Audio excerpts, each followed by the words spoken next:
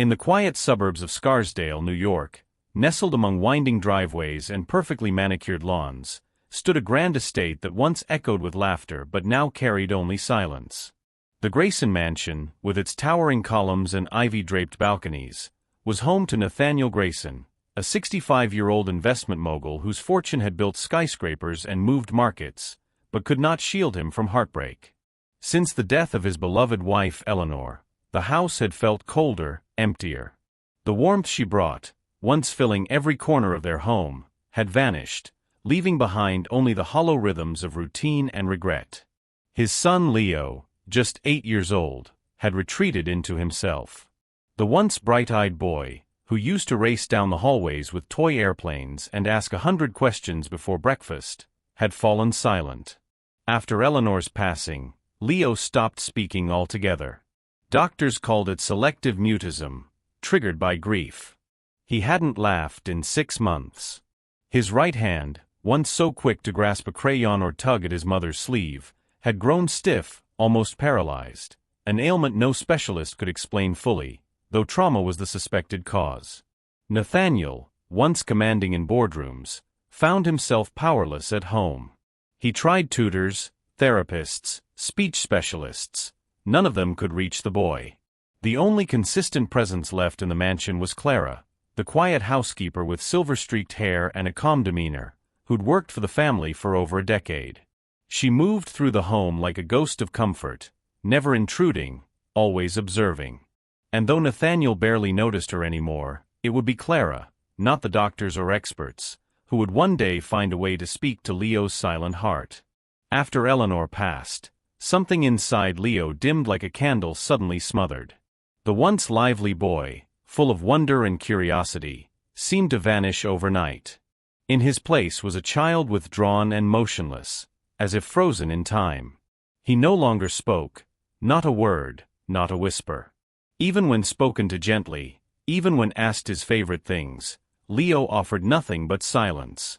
His eyes, once wide and sparkling with questions, now stared blankly at the floor or out the window, as if waiting for someone who would never return.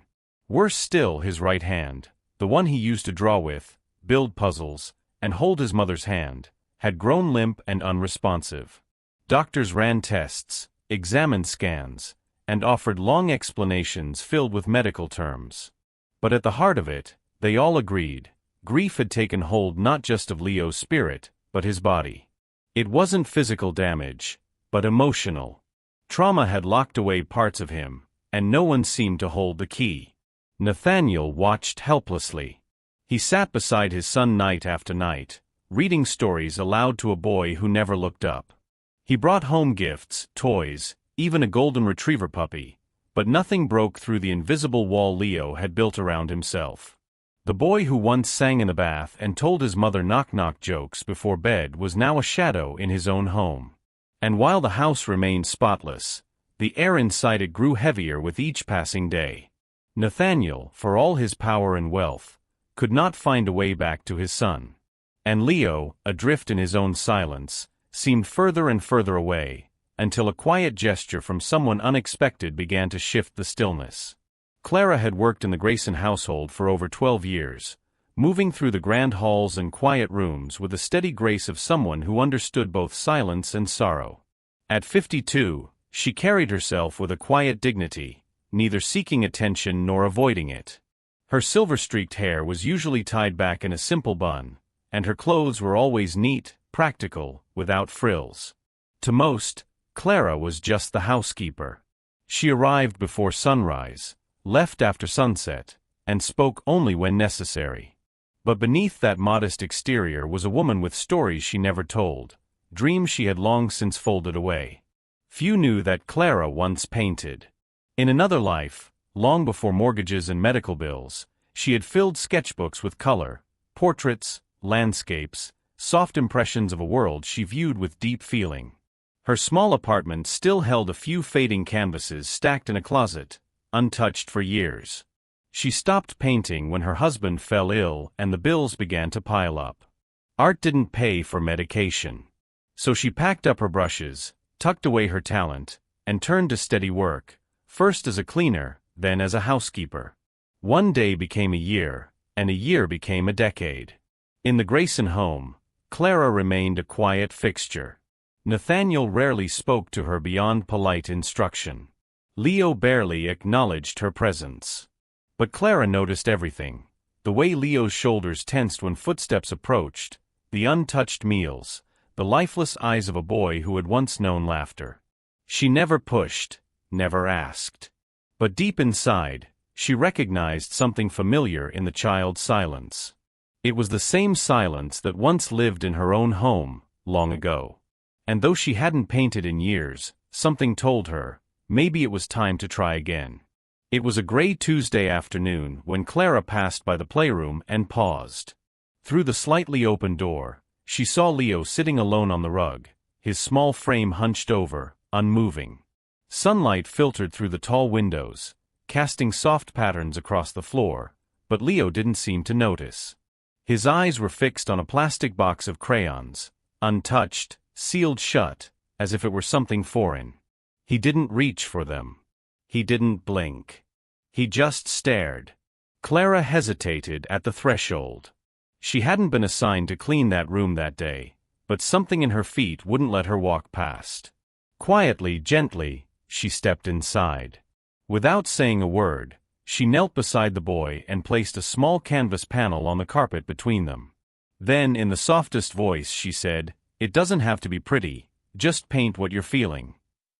Leo didn't look up. His eyes never left the crayon box. Clara didn't push. She gave him a moment, then quietly rose and left the room. The next day, while tidying up, she returned to the playroom and stopped cold. The canvas she had left behind was no longer blank. Smudged across it were wild, tangled strokes of color. Deep blue, angry red, jagged streaks of gray, no shapes, no patterns, just raw emotion splashed across the surface. It was messy, chaotic, almost violent, but it was something. The first something in 6 long, silent months. Across the hallway, unbeknownst to her, Nathaniel stood half-shrouded behind a column. He'd seen the colors too. For the first time in a long while, his breath caught, not from fear, but from a flicker of something dangerously close to hope. The morning after discovering the painted canvas, Clara was wiping down the kitchen counter when she heard footsteps behind her, measured, deliberate. She turned to find Nathaniel Grayson standing there, not with his usual air of distant formality, but with something more hesitant in his eyes. "Clara," he said, voice low but clear, "could you join me in the study for a moment?" It was rare for him to call her in like that. Usually, their conversations were limited to household tasks and brief pleasantries. Clara wiped her hands on her apron, nodded silently, and followed him down the corridor into the wood-paneled room that smelled faintly of old books and cedar. He gestured toward the chair opposite his desk. Clara sat carefully, unsure of what this was about. Nathaniel didn't sit. He stood near the window for a moment, hands in his pockets, staring out over the backyard where the leaves had just begun to turn gold. "I saw the painting," he said finally. "The one Leo did." Clara's posture stiffened. "I hope I didn't overstep, sir. I didn't mean to." "No," he cut in gently, turning to face her. "You didn't. In fact, that's what I wanted to talk to you about." He paused, searching for the right words, the way someone might search for footing on uneven ground. "I'd like you to spend more time with him. With Leo. Each day. Just an hour or so. Keep painting. Or drawing. Or whatever it was you did yesterday."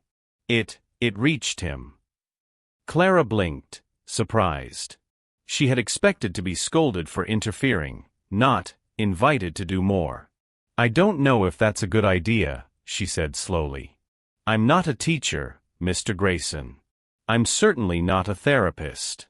I'm just the housekeeper." Nathaniel gave a tired half-smile. "Clara, we've had therapists, specialists, all kinds of professionals. None of them made him pick up a crayon. You did." Clara looked down at her hands. They were rough from years of work, nails trimmed short, skin dry. Hands that used to hold brushes and blend colors now held mops and laundry baskets.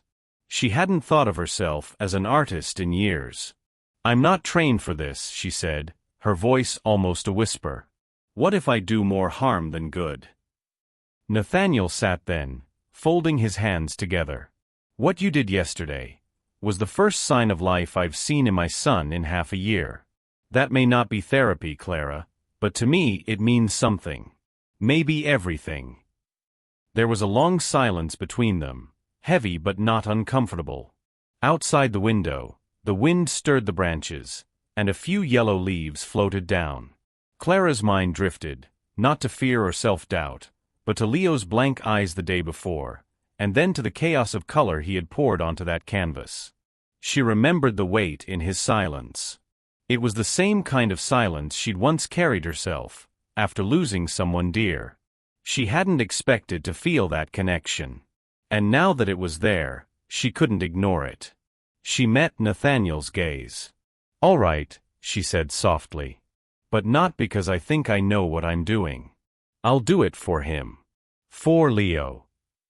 Nathaniel nodded once, his eyes flickering with something close to gratitude. "That's all I ask." Later that evening, long after the dishes had been washed and the house had fallen into its usual hush, Clara stood alone in the small laundry room, her back against the cool wall. The conversation with Mr. Grayson lingered in her mind like a song she couldn't stop humming. He had asked her to spend more time with Leo, not as a therapist or expert, but as herself. As someone who had reached the boy in a way no one else could. She closed her eyes. In the quiet, she saw another boy, 12 years old, with curly hair and paint always smudged on his fingers. Matthew. Her son. The one she hadn't spoken about in years. The one whose laughter had once filled a tiny apartment with more warmth than any mansion ever could. He had been sensitive, creative, full of color and questions. Just like Leo. But Matthew had been sick in ways the doctors didn't fully understand until it was too late. Clara had spent every cent, worked every shift, prayed every night. And when she lost him, she buried not just a child, but a part of herself. The paints were packed away. The canvases were hidden. Life became about survival. And yet now in this grand aching house, another little boy had placed his feelings on a canvas for the first time, not because someone taught him how, but because someone quietly gave him permission to feel. Clara didn't know why she'd said those words to Leo. They had come from somewhere deeper than thought. Somewhere that still remembered how pain could be softened, not solved, not erased, but softened through color. No therapist had reached Leo. No doctor had cracked the shell he'd built around himself. But something in Clara's simple offer, "Just paint what you're feeling," had opened a door. A door that maybe only someone who'd once lost a child could find. The next morning, she knocked gently on Nathaniel's study door before he could call for her. "I'll do it," she said softly, standing in the doorway with her hands clasped. "Not because I know how to fix anything, but because I remember what it's like to feel broken. And sometimes, the only way out is through a picture." Nathaniel looked up from his desk. He didn't speak right away. He didn't need to. Clara nodded once, then turned and walked back toward the playroom, where Leo was already sitting on the rug, the same blank canvas in front of him, waiting. She wasn't doing this for a paycheck. She wasn't doing it to impress or to prove anything. She was doing it because in the silence of a grieving child, she had heard the echo of her own sorrow. And maybe, just maybe, helping Leo paint his pain was the only way she'd ever finish the unfinished painting in her own heart. Each afternoon at precisely 4 o'clock, Clara would set aside her cleaning supplies, wash the dust from her hands, and quietly make her way to the playroom. Leo was always there, already seated on the floor, legs crossed, a blank canvas before him and the box of crayons beside it. He never looked up when she entered, never greeted her. But he didn't leave either. And in Clara's mind, that was something. She never gave instructions. She never asked questions.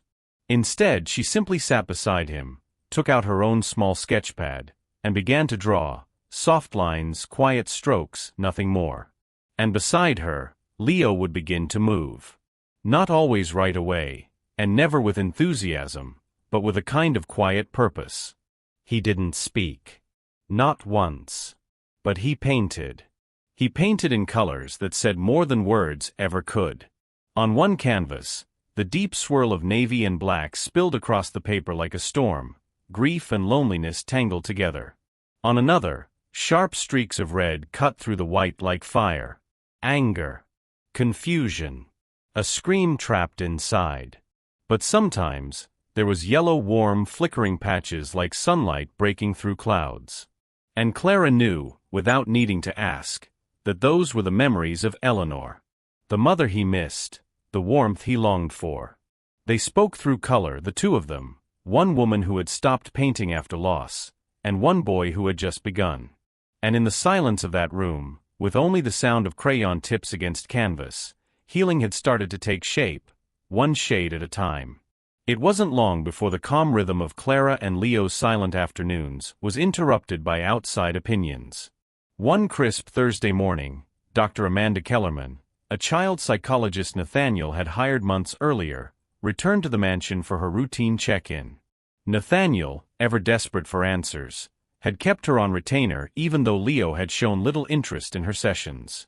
She glanced at the stack of canvases now piled neatly in a corner of the playroom. Her brows furrowed. "He's painting now?" she asked, somewhat skeptically. Nathaniel nodded, folding his arms. "Every day. With Clara." Dr. Kellerman pursed her lips. "I see."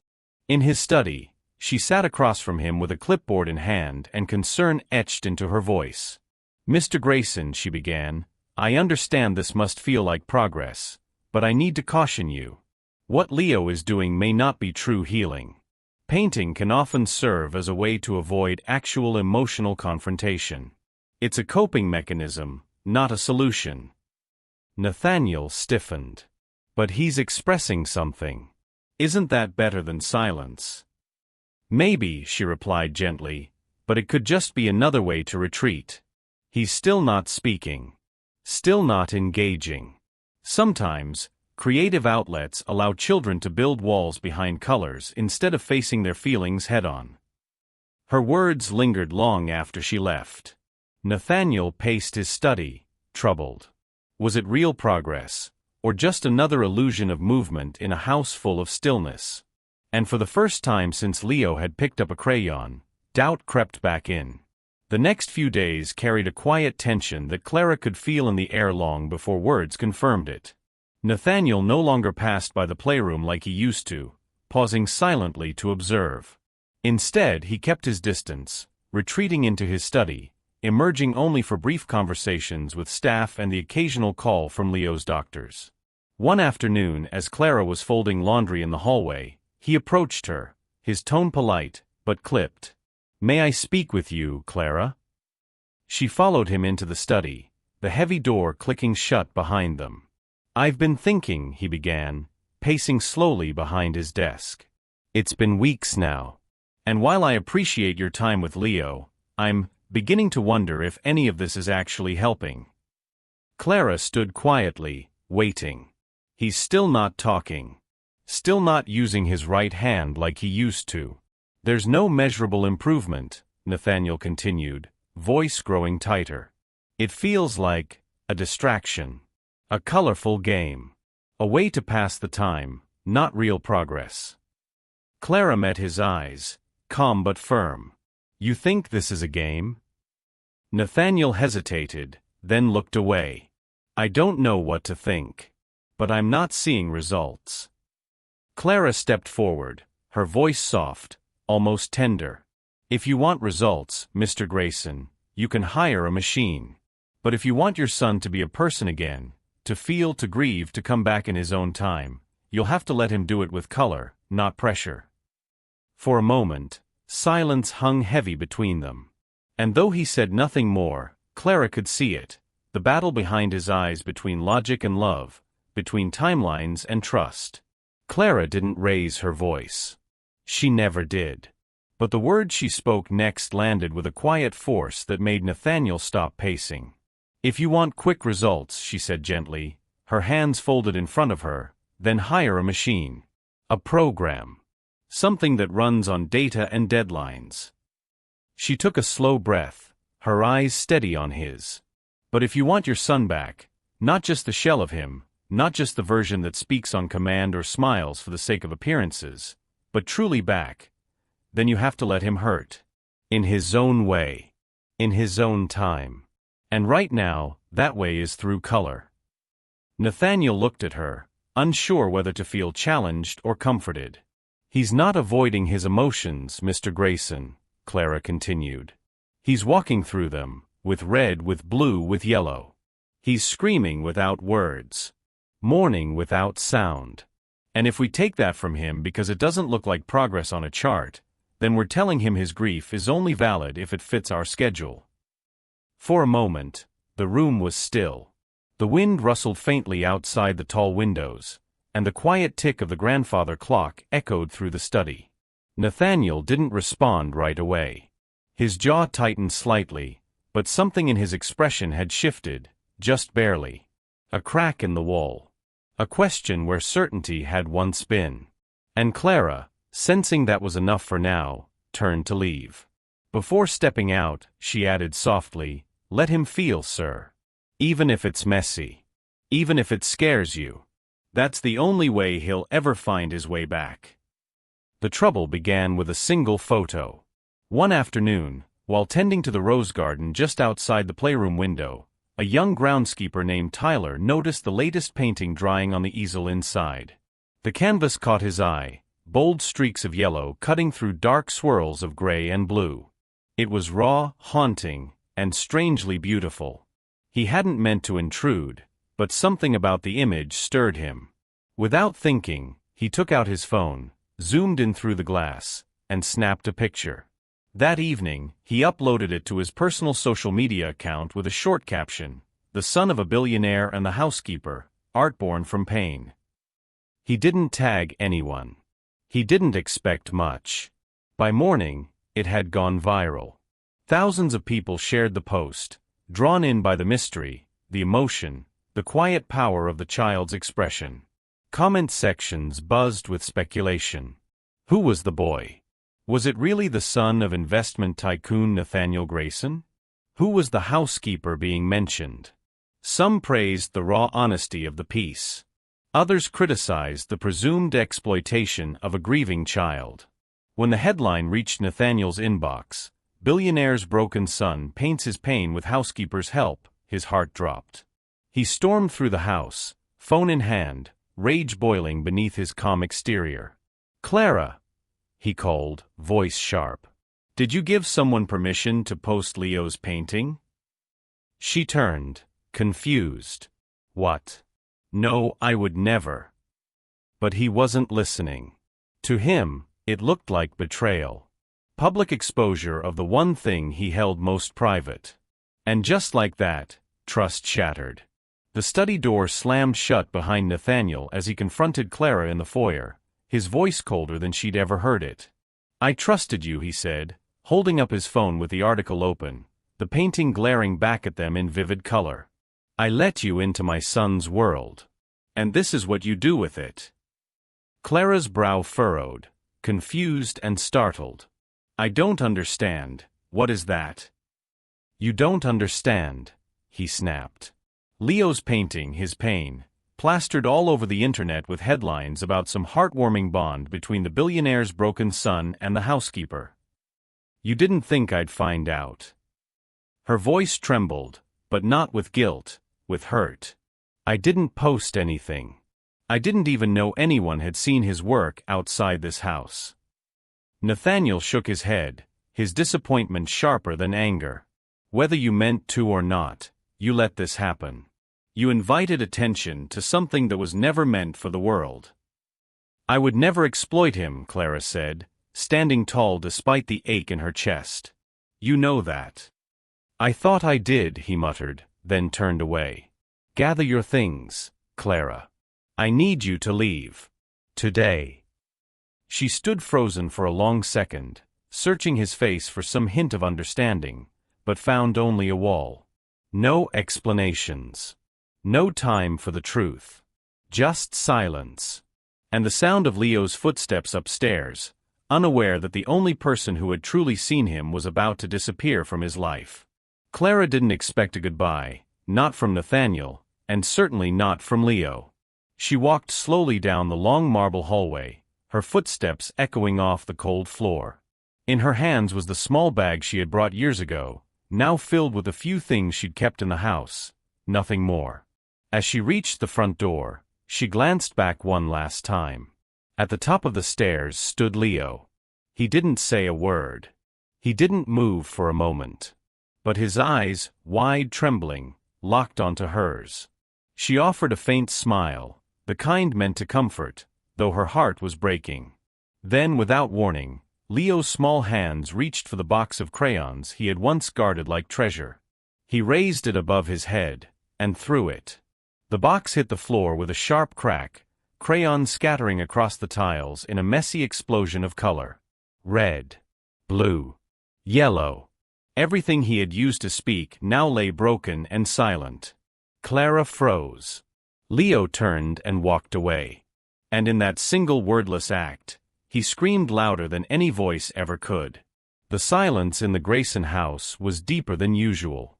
Since Clara's departure, the once soft hum of healing had disappeared. Leo no longer sat in the playroom. The canvases remained blank. Crayons lay untouched where they had fallen days ago, still scattered like broken thoughts across the cold tile floor. Nathaniel moved through the house like a man haunted, not by ghosts, but by regret. He told himself he had done the right thing, protecting his son's privacy, shielding what little remained of their fragile world. But the stillness in Leo's eyes had returned, darker now, more hollow than before. The boy no longer even glanced up at his father. The quiet between them had become an abyss. Then one morning the young gardener, barely 20 and visibly nervous, knocked on Nathaniel's study door. "Sir," he said, shifting from foot to foot, "I need to tell you something." Nathaniel raised an eyebrow. "It was me," the boy confessed. "The photo. Leo's painting. I took it through the window. I didn't think, I just thought it was beautiful. It moved me. I never meant to cause trouble. I didn't ask Clara. She had nothing to do with it." For a long moment, Nathaniel said nothing. His jaw tightened, eyes narrowing, not in anger, but in realization. The puzzle pieces fell together. Clara's confusion. Her hurt. Her innocence. She hadn't betrayed them. He had. Later that evening, driven by something heavy and unspoken, Nathaniel wandered into Leo's room. The boy was asleep, curled up on his side, his small hands tucked under his cheek. On the far desk, half hidden beneath a sketchpad, something caught Nathaniel's eye. A new canvas. He pulled it closer, heart pounding. It was unfinished, but unmistakable. On one side of the painting stood a small figure, Leo. On the other side, taller, rigid, was a man in a gray suit. Their faces were distant, disconnected. Between them was a thick, looming wall, painted in muted shades of gray, rough and impenetrable. The man's eyes were closed. But stretching from Leo's side, barely begun, was a bridge. Just a faint arc of white, like the beginning of hope, reaching toward the wall. Nathaniel stared at it for a long time. Leo wasn't painting pain anymore. He was painting truth. And in that truth was a message Nathaniel could no longer ignore. It wasn't Leo who needed to change. It wasn't Leo who had shut the world out. It was him. He had built the wall. He had kept his eyes shut. And Leo, wordless, wounded, had still tried to reach him. Nathaniel sank into the desk chair, burying his face in his hands. For the first time in months, he let himself cry. Not for Eleanor. Not just for Leo. But for the part of himself that had grown cold and silent, just like his son. The next morning, before the sun rose, Nathaniel made a call. And for the first time, he didn't call a therapist. He called Clara. It took Nathaniel nearly an hour to find the small brick duplex where Clara lived, tucked away on a quiet street lined with aging maple trees. The morning sun had just begun to rise, casting a golden haze across the sidewalks. He stood at her doorstep for several long minutes, the weight of a small weathered box in his hands heavier than it should have been. When the door finally opened, Clara appeared in a faded cardigan, surprised but calm, her expression unreadable. Nathaniel looked at her for a beat, then extended the box toward her, Leo's crayon box. Some of the corners were dented. The lid barely stayed shut. But it was still full of color. "I believe this belongs to you," he said, voice husky. Clara hesitated, then slowly reached out to take it. Her fingers brushed against his, and in that moment, everything unspoken passed between them, the trust broken, the pain endured, and something else, forgiveness. Nathaniel's voice cracked. "If you still feel like painting, my son is waiting for the next picture." Clara didn't answer right away. She opened the box and stared at the familiar sticks of color inside, some worn to the nub, others untouched. 1,000 memories swelled behind her eyes. Then she nodded. Just once. Weeks later, what was once the old sunroom at the back of the Grayson estate was transformed into something new. Easels lined the walls. Light poured in through tall windows. The air smelled of crayons and acrylics, and quiet music played in the background. Children sat cross-legged on cushions, each one lost in their own world of expression, some smiling, some silent, all painting freely. At the center of the room sat Leo, a brush in his left hand, his right hand resting nearby, relaxed and unafraid. Across from him, Clara guided a little girl through mixing blues and greens. Her eyes sparkled in a way they hadn't in years. She was no longer just a housekeeper. She was a teacher, an artist, a healer. Nathaniel often stood just outside the door, watching but never intruding. And each time he saw his son dip a brush into color, each time he saw Leo's shoulders relax, his heart mended a little more. One afternoon, as Clara tidied up a drying rack, Leo approached her, holding a small canvas. On it, a single white bridge stretched between two figures, one tall, one small, both smiling. He handed it to her with quiet pride. And then, for the first time in nearly a year, Leo spoke. His voice was soft, unsure, but steady. "Thank you for not wiping away my colors." Clara knelt beside him, her throat tight, her hand gently resting on his. "You brought them back, sweetheart," she whispered. "One stroke at a time." If this story touched your heart, even just a little, please consider leaving a like. It helps us share kindness, one story at a time. And if you believe, like we do, that the world could always use a little more compassion, a little more healing, and a little more hope, then we invite you to subscribe and join us each week for more stories that remind us what it means to be human. Thank you for watching all the way to the end. Until next time, take care of yourself and each other.